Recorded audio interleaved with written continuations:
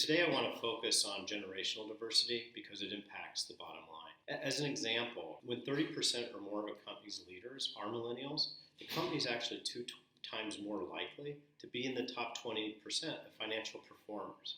So when you think about achieving generational diversity, it's going to require getting rid of some misperceptions on both sides of the divide. As an example, 75% of leaders say managing multi-generational teams is a challenge. On the other side, though, 72% of younger employees, they're not comfortable managing older employees. And we're seeing more and more situations of that.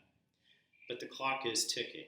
And what I mean by that is boomers hold 56% of leadership positions today, but they're reaching retirement age. 10,000 boomers turn 65 every day.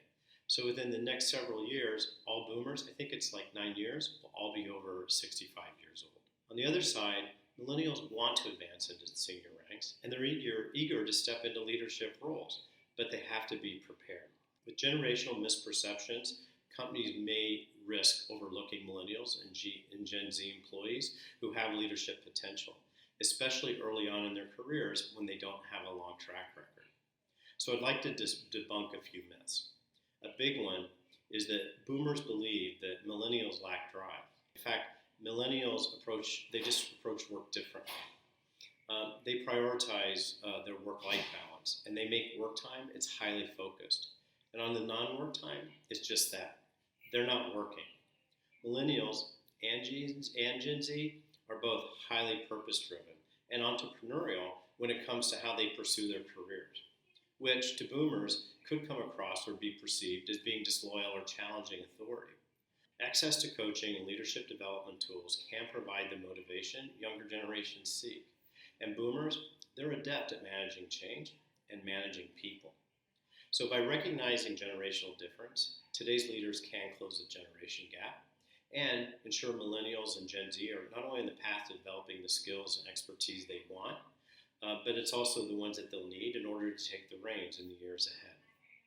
So what I do in my practice is I help companies navigate the challenges of identifying and developing these emerging leaders. So by adding tools, I actually help my clients realize short-term results while strengthening their foundation for long-term gains.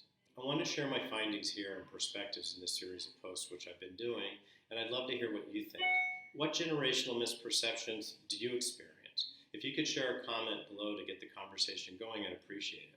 For more insights about developing a strong leadership edge, request a copy of my white paper, Where Tomorrow's Business Leaders. So thanks for staying tuned to this series, and we have a few more posts coming up, and I'll look forward to